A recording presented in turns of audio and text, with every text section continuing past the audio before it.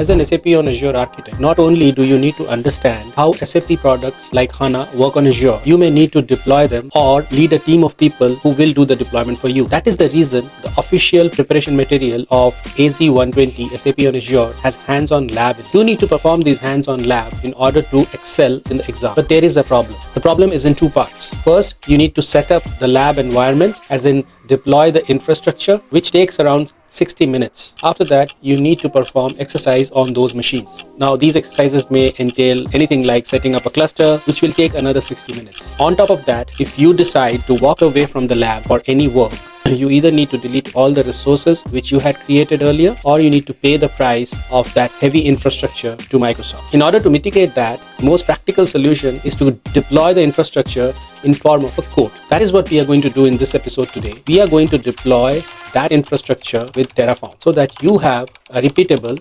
redeployable infrastructure as code, which can deploy within 10 minutes for you, and then you can actually perform a lab. And in case you need to walk away, you can just delete it with one command. But the problem here is you need to spend a considerable amount of time writing that infrastructure as code. Well, I have done the hard work for you, so you can follow along with me, or you can clone the repo, which is in the description box below. And in under 30 minutes, you will have a fully operational Azure lab environment ready for hands-on SAP on HANA cluster configuration. Welcome to your channel in this very special Terraform focused video. Whether you are a beginner or an experienced professional in Azure, mastering Terraform is your secret weapon for creating scalable, repeatable, and modular infrastructure. Let's dive into the magic of automation. We will be creating availability sets, CPGs, and leverage our pre-built Terraform code repository to save time. Make sure that you stick around till the very end and do not skip any part of the video, because you might miss some of the very important details which will help you build this lab. You here, my name is Rajdeep. I'm a Microsoft certified trainer and a solution architect, and I help clients build amazing solutions every day. So in the current state of affairs, we have this structure. We will build upon this and add the required resources. But what are the required resources? So let's look at our diagram. Here you can see we have our resource group. We are creating a VNet, 4 subnets, primarily firewall, Bastion, and workload subnet. In our previous videos, we have created the resource group VNet subnet and laid the foundation. Now we build upon this foundation and create other required resources. Now before we proceed, I'm going to change the gateway subnet to Bastion, since for this lab we need a Bastion subnet. How do we do that? We will simply go to Terraform, we go to the tf-vars file, and we will rename subnet 2 to Azure Bastion subnet. Now I have already done that for convenience. Now what happens is Terraform tf-vars file, as you know, is the input for all the variables. Let's jump on to our VM creation. Now HashiCorp has already provided an example on how to use this registry. This makes things easier. Under our modules directory, we shall create a VM module. As per the registry, in order to create the virtual machine, we need to create a resource group, virtual network, subnet, and network interface. Now, resource group, subnet, and virtual networks are already created. We will create the network interface. Let's copy the code from the example and paste it in our Visual Studio Code. Here we need to modify the name of the resource. It says var.prefix and -nic. So we will give it another name, which we will be passing in from the variables. The location resource group we will be passing in through the variables, and then there is a sub block which talks about IP configuration. Now this IP configuration assigns a subnet for this NIC resource. Now one thing which we need to do is we need to add a count variable, because we want to run this resource more than once. So we will be using a count property, and we will give that value through a variable. We will name that variable VM count. I have not declared that variable, hence it is showing in red now. We'll be doing that. The name of the network resource should be var.vm name -nic $, brackets count.index +1. Let's go ahead and create the required variables. So first we will say variable VM count. The type should be number, and we will also create a variable called VM name. The type will be string. The location and the resource group are the next properties for which we will declare the variables. Variable resource group name, type string, and location, type string. So let's change these values now. We will call it var.location, and the resource group name we will call var.resource group name. In the IP configuration block as well, we will be defining variables. So let's go ahead and declare some variables first. If you like my content, don't forget to like, subscribe and share, and also comment below in the comment box and let me know how I am doing and anything which you want me to talk about or which you want me to improve upon. And the private IP allocation type, again we will declare a variable for this, and the type will be string. However, we will pass a default value here and the value will be dynamic, because this normally is dynamic. In very specific scenarios you will use a static. So let us call this variable here var.private IP address allocation.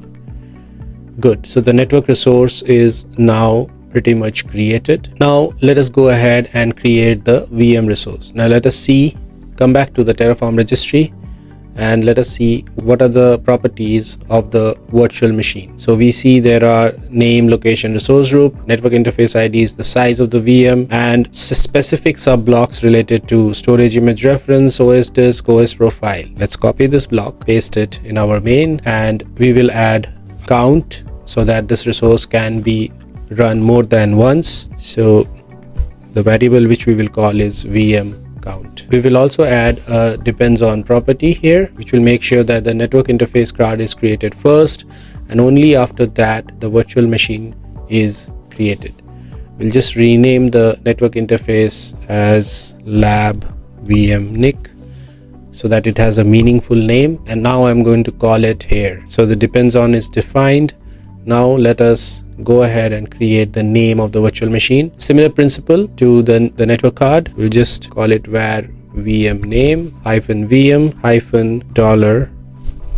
$count dot index +1. Let's go ahead and call the variable for the location and the resource group variable as well. Now comes the next interesting part, wherein we have to define the network interface ID. Now remember, we have created network interface in the previous block. We'll just call it, but with a count, because if we are creating more than one network interfaces, Terraform needs to know which network interface to attach. So let us rename this urrm lab VM NIC and count.index +1. Let's define the VM size as a variable.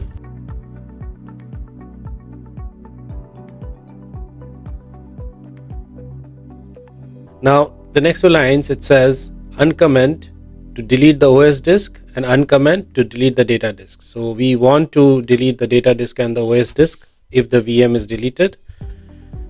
So we will uncomment these lines. We don't need the text. We are removing the text here, and we will go ahead and uncomment these two lines. Now after this, we need to add two more values here, which is the availability set ID and the proximity placement group ID, because the VMs which we are going to create will be placed in availability set and proximity placement group. So we will declare them as variables here.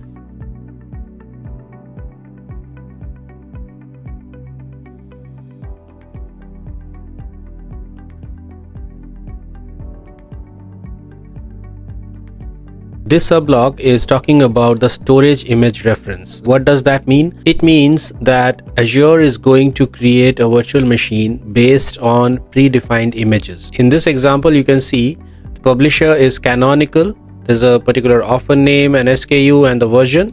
Based on this information, Azure can identify which image it needs to use in order to create the virtual machine. Now, we will be providing these values later on, and right now we will be defining variables to keep a kind of a placeholder so that we can later define the values for these particular properties. So let's go ahead and do that.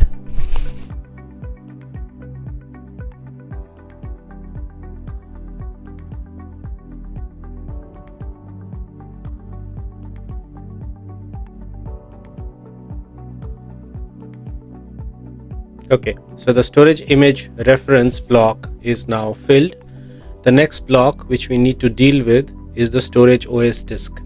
Now, what does this block talk about? This block talks about the OS disk which will be attached to the virtual machine.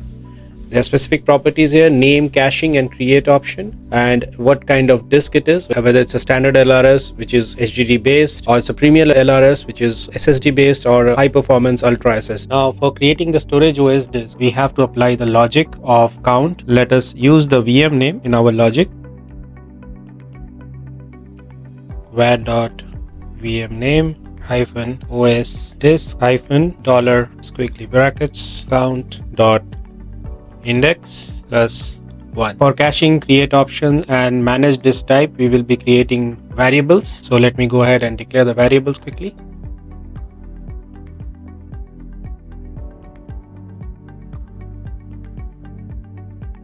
Good. Now the variables are created. We will call them here.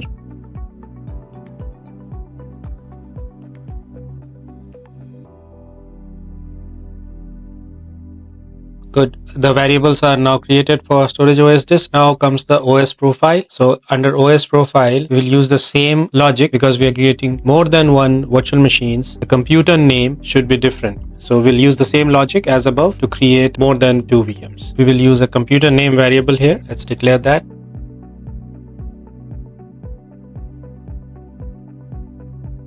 And we will concatenate it with our count index and increase the value by 1. So for admin username and password, we will use again variables.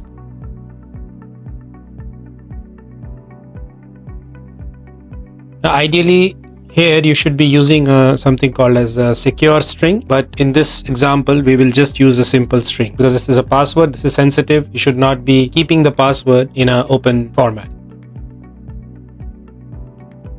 For the OS profile Linux configuration, which is disable password authentication, we will keep it false. This allows us to log into the VM with the user and password. We do not need to use SSH. Now, as per the diagram, we have to create managed disk. So we have created the virtual machine. We have specified a proximity placement group and availability set. Although we have not created any modules regarding it, we will do that. We have created an operating system disk, a virtual machine. What we need to define next is the data disk. So we will be doing that now. So in order to create the managed disk, we need to call one more resource, which is called Azure managed disk. This is a separate resource block. Let's look at what are the properties here. So we see there is a managed disk name and some location parameters, create options, and the disk size. Looks pretty simple. Let's copy it and paste it in our module code. Okay, for starters, we can remove the tags because we are not attaching any tags here. So before we create the name of the resource, we need to ensure that this particular managed disks is created because we need to create 7 managed disks. So probably we need to create total 14 disks because we are creating 2 VMs. So in order to achieve that, we will use the count variable again. This time we will multiply the count variable with another variable, that is the number of managed disks. Now this variable is not created, so let me quickly create that variable. And the type we will say number because this is the number. Similarly, we will create variables for name, storage account type, create option, and disk size. Let me go ahead and create that. For the name of the data disk, we will use our concatenation operation along with the VM name and account.index. So this is how we'll do it. Data disk underscore dollar squiggly brackets var.vm name, and then we have to increment it because we are creating more than one data disk. Let's say squiggly count.index. For the location, we will use our variable location. For the resource group name, we already have declared a variable, and we will create variables for these 3 properties, which is storage account type, create option, and disk size. Let me quickly create that.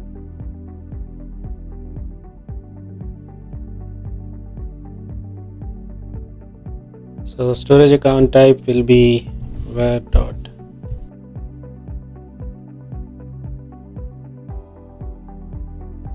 The create option we will keep as empty because we want to create a disk from empty. If we do not want to create it from an image, this will be constant. That's why we are not declaring any variables for this. Okay, so now we have created the managed disk. Let's give this resource block a proper name. Now we have to attach this managed disk to the proper VM. If we are creating 2 VMs, then there are 14 disks which get created. So 7 each should get attached to the VM. So we need to use some logic for now. First, let us find out what is the resource block for attaching the managed disk. So this is the disk attachment resource block. Let me copy this. First, we will give this resource block a proper name. And you can see certain parameters which this resource block needs is managed disk ID, the ID of the virtual machine, then there is the LUN number. So every time a disk is attached, a LUN number is associated with that disk. So logical unit number and the caching type. Let us use our count function first.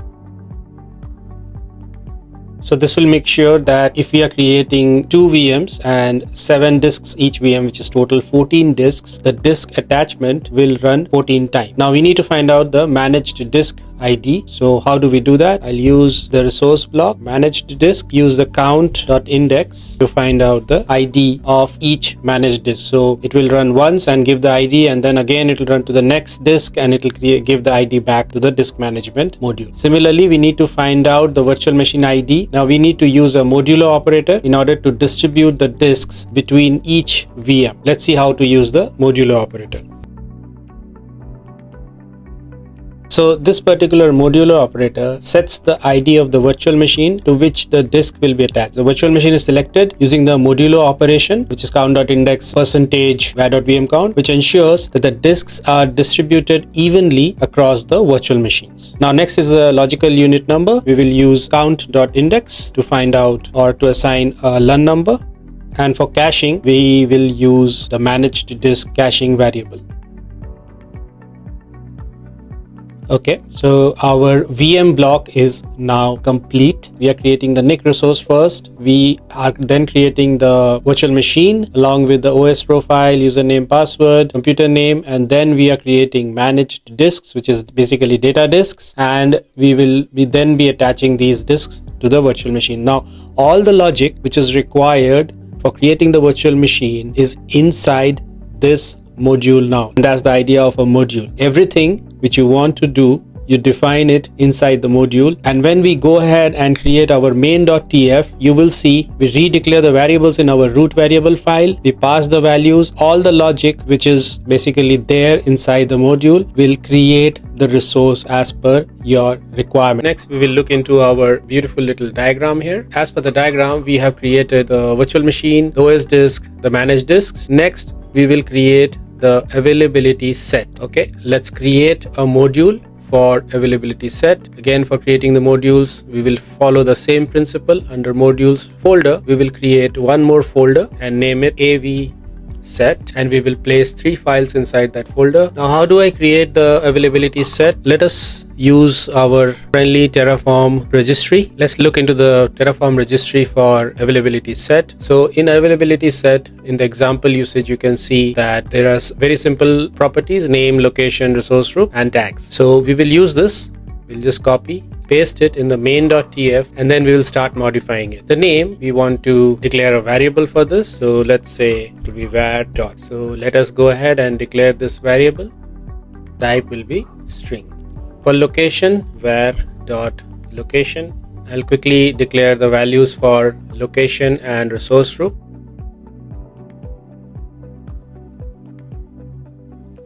So there are some extra properties which we will be defining here. First property is managed. So if we say managed, this availability set will be automatically managed by Azure. So let's set a variable for this, AV set managed, and we will declare a variable.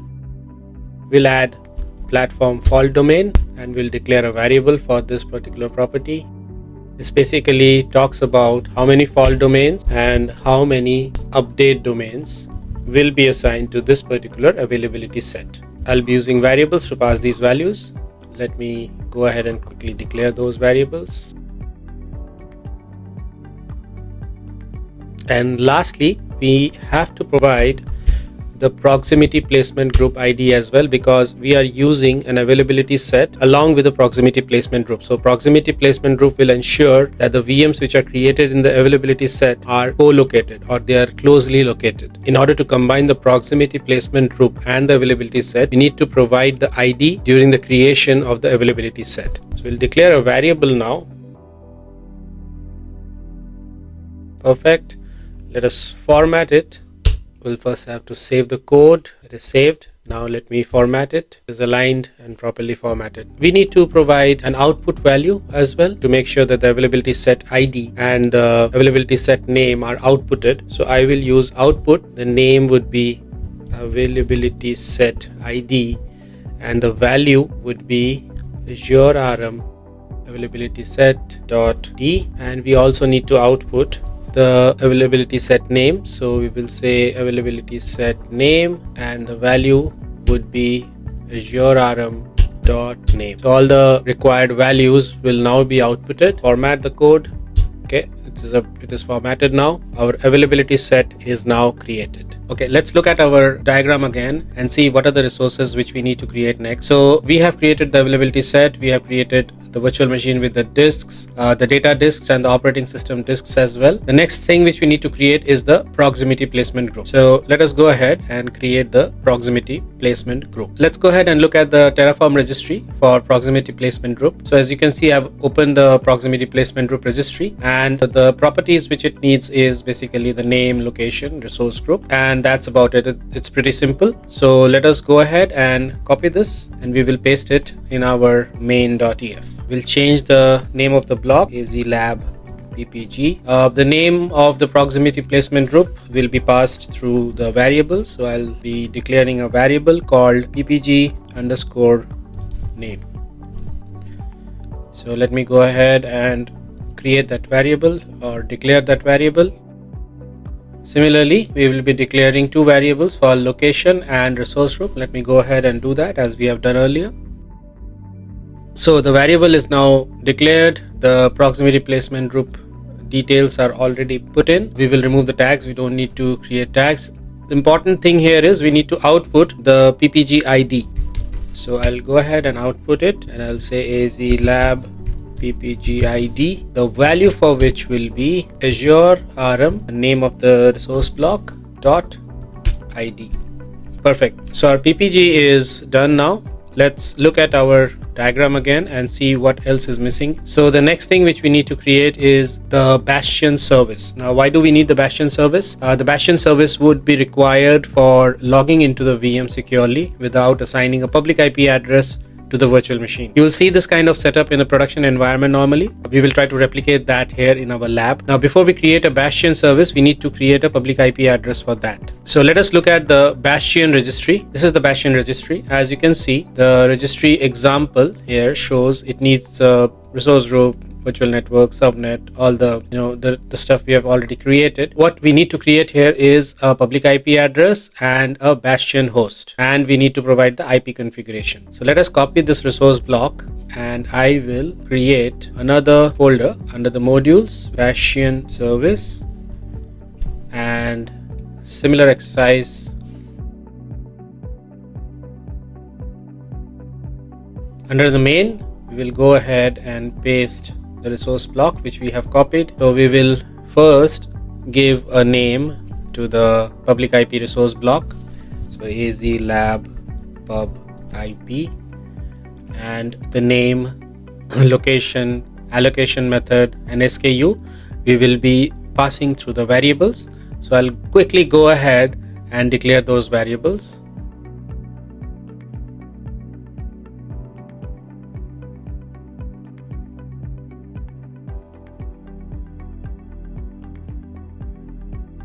So I have declared the variables for the public IP resource and I have also placed them in the resource block. Similarly, I'll do it for the Bastion host.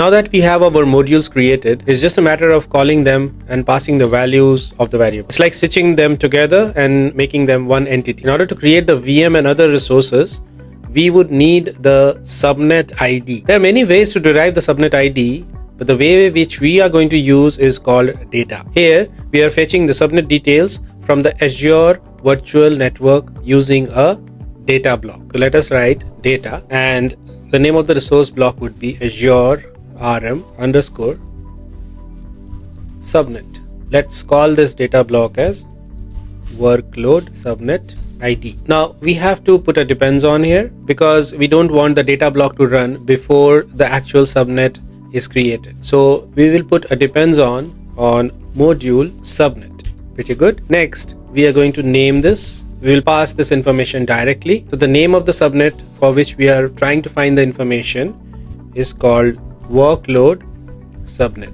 Now where do we get this name? We go to Terraform TFVARs, we find out the name of the subnet. So this is the name of the subnet for which we are trying to find out the data. Next, we need to provide the name of the virtual network, basically the VNet name. This information we can pull from the module which we have created earlier, which is AZ Certhead VNet. So we will say module.az-certhead-vnet.vnet name, and then we will pull the resource group name, which is again we will pull this information from the module which we had created earlier, which is the AZ Certhead RG create. So AZ Certhead RG create dot RG resource group name. So this data block will pull out the subnet ID of the workload subnet once the subnet is created.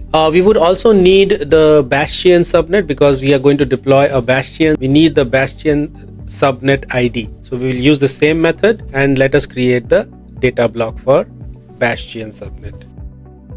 Okay, so the data block for Bastion subnet is now created. Let us now go ahead and create the availability set. So this is a commented text. This is just for making sure the code is clear and understandable. If anybody else reads the code, it improves the readability of the code. Even if you come back and look at the code later on, you will be able to understand which block does what. So this is a good coding practice. So let us say module AZ Certhead lab AV set. That would be the name of the module. And the source, well, we have already created. The source is dot modules AV set. Now once we input the source, this module is now asking us to input these values. Let us go ahead and do that. We'll give the availability set name. Now the availability set name is something which we will be passing through the variables which we have already declared here. So let us just simply copy this variable and paste it in our main variable file or the root variable file. Now the value of this it will be passing on later, but this is the variable which we have declared, availability set name. Similarly, for location, we already have a variable declared and the value is also declared. We will call that variable. For resource group name, we will call the module RG create and we will capture the name from that module. Now we need to provide the following information: the platform fault domain. So this information we will be passing to the variable. So we have already declared a variable for this. Let us copy all these three variables: platform fault domain, update domain, and placement group ID. So we will paste this information here. We'll go to the main.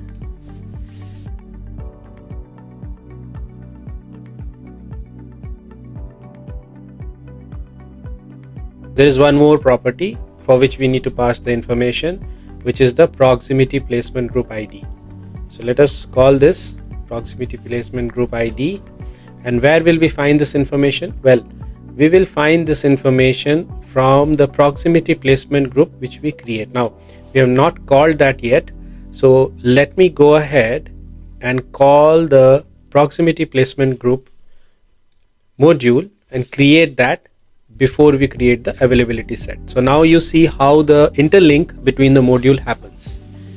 So let us give comment here, create the proximity placement group, and we will say module AZ lab ppg would be the name of the module.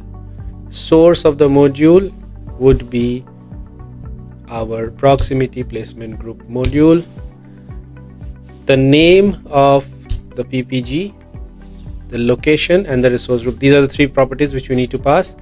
So for the name, we have already declared a variable. We'll copy this variable, we'll paste it in our root,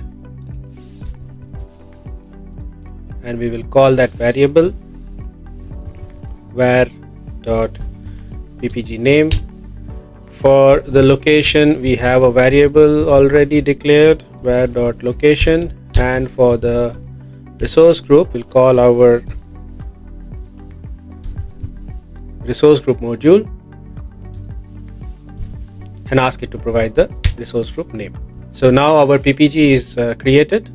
Just in case we do not want the availability set to be created before the PPG, because we have a dependency on the PPG. So let me put a depends on statement. So it will depend on the module azlab PPG. So first this will be executed, and only after that the AV set will be executed. Now let us pull out the PPG ID from the module which we have already called. Now before that, I'll just save the file.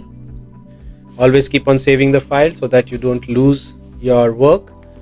Also click save all, because you might have done some changes in other files and you will forget about it. So let us call this module azlab ppg dot id. So remember, we had already created an output for the ppg id. That is the reason we are able to pull that information here. Pretty good. Our availability set and proximity placement group are created. Now let us go ahead and provide the values for these variables. The first value which we need to provide here is the name of the PPG. So we will go to the tfvars file, just give the variable name and simply put the name of the PPG, the name which we want to define. So azlab ppg01, something like that. Now the next value which we want to create is the location. For location, we already have a value here. For the resource group, we already know the resource group name. Okay, let's come to the availability set. For availability set, we want to provide the name of the availability set. So let us go ahead and do that. And I'll just say AZ Certhead Lab AV set 01. That's the name of the availability set. Now location value is already there. RG name we are pulling from the module. We have to provide the platform fault domain count.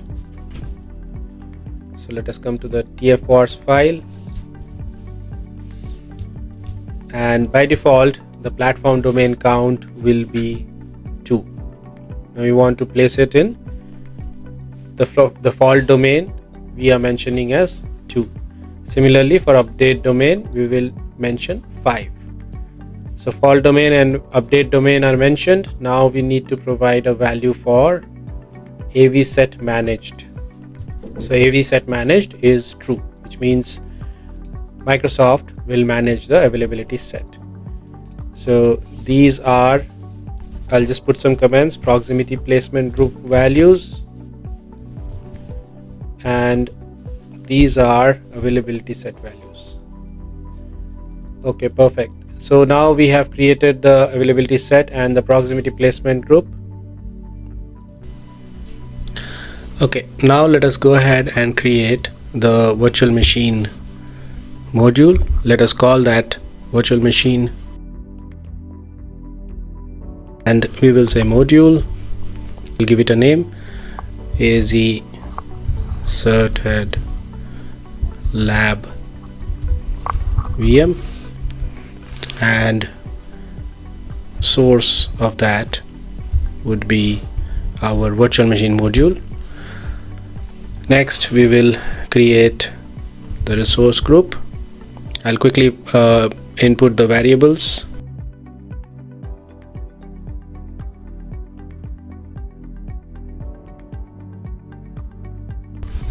Availability set ID can be extracted from the availability set module, and similarly proximity placement group ID can be extracted from the PPG module.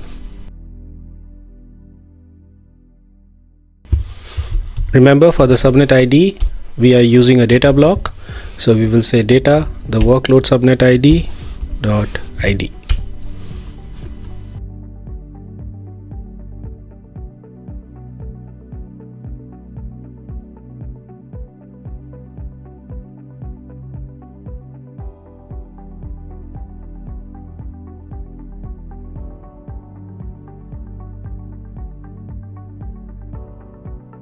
Essentially what we did here is we just called all the values which are required by this Linux module, and we are just passing in all the variables, and the values of those variables will be passed from tfvars file.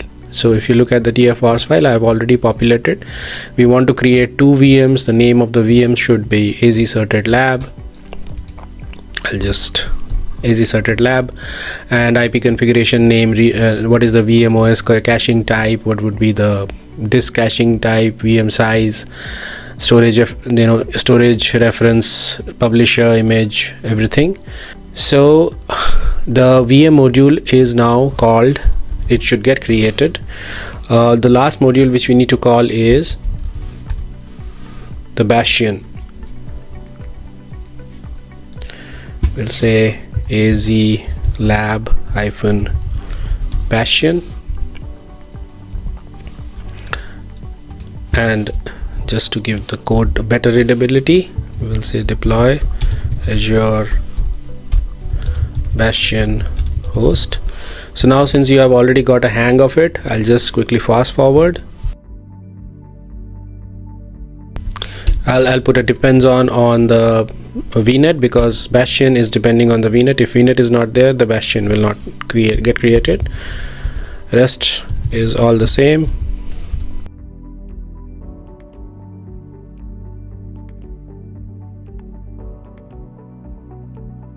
And the Bastion subnet ID we will pull from the data block which we had created.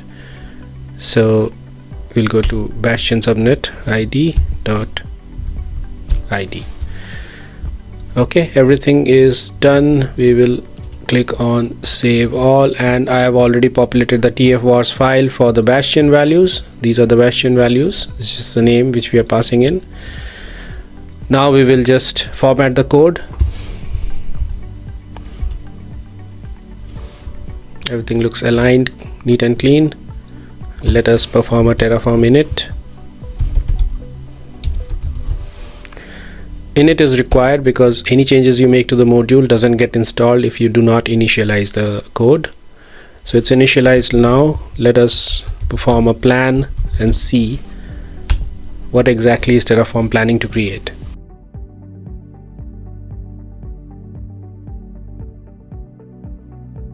So Terraform is planning to create 42 resources, 0 to change, 0 to destroy.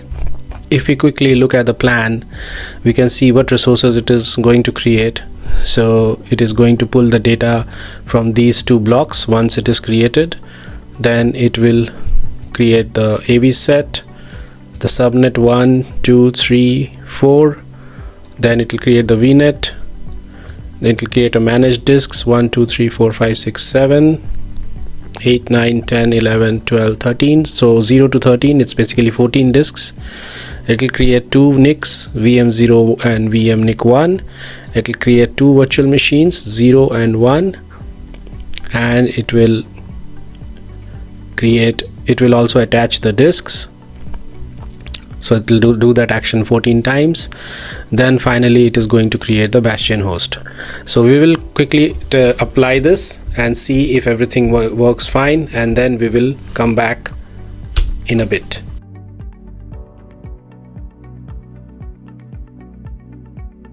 As you can see, the resources are getting created. We'll quickly go to our portal and check what's the status of the portal. So if we open the resource groups, the AZ Certhead Lab RG is created. You can see that the Bastion is still getting created, but the availability set, the disks and the virtual machines are already created. If we go into the virtual machine, we can see the correct disks are also attached. If we look at the availability set, the VMs are running in fault domains. and in PPG they should be aligned. Everything is aligned, pretty good. Let us see if our code has executed completely. It is still creating.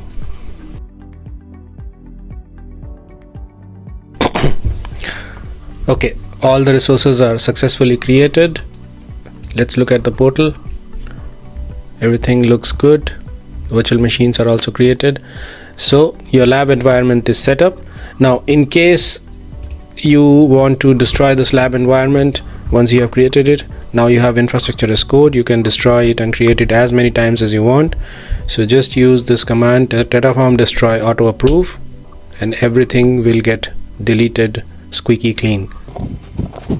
And that's a wrap. In this video, we successfully built our Terraform based lab environment in Azure, setting up VMs, Bastion access, managed data disks, and OS disks. But this is just the beginning. This environment will be our foundation for the entire series, and we will be using it to perform hands-on lab as and when we need it. Whether it's a cluster configuration, scaling, or security, everything we do next will be in this particular lab environment. I'm planning to create a separate video for Windows operating system as well. As always, you can always download the repo from the link below.